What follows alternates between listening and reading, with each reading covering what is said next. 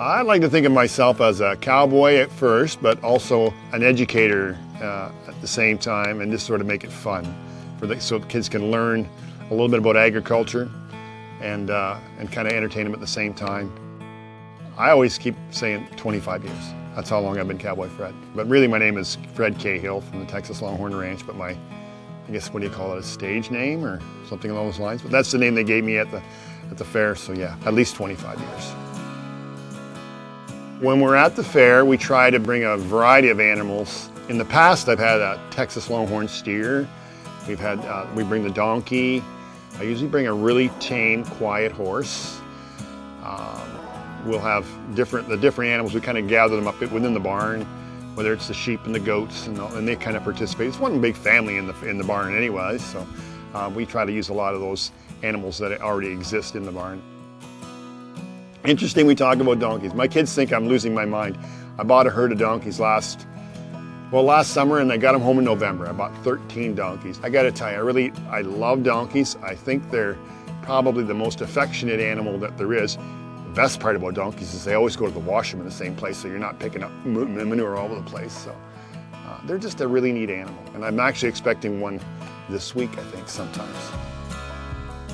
Well, when I'm not Cowboy Fred at the Western Fair, I come home and I get to ranch. I've always had a passion for ranching, and that means cattle and horses, kind of interacting with the two of them. Just building fence, working cows, riding horses. I don't know, it's a neat lifestyle, and that's kind of what I do at home. It's a good living. My wife runs a bed and breakfast, so we're a guest ranch, and people come from all over the world, and they're looking to go to a ranch. You picture a ranch, I don't know, you might think you've got a picture in mind. When we do it, it's friendliness and cleanliness. It's got the wow factor. It's more than they expected. It's just, I don't know, there's something about this place that's pretty magical.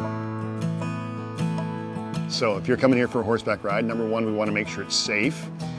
Probably you've never ridden a horse before, so we would assume that you're pretty green, and you'll probably be really nervous.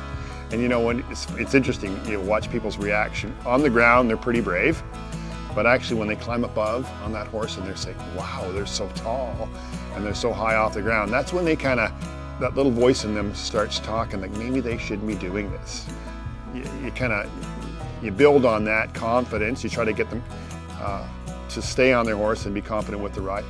And it's not a boring ride. There's all kinds of neat things to see, different plants, trees, animals. I don't know, there's just a lot going on over there. Where will ranching be in the future?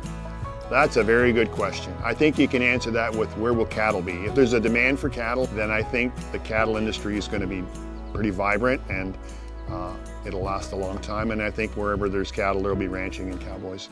And I'm hoping I'm around for a long time to see that kind of keep going.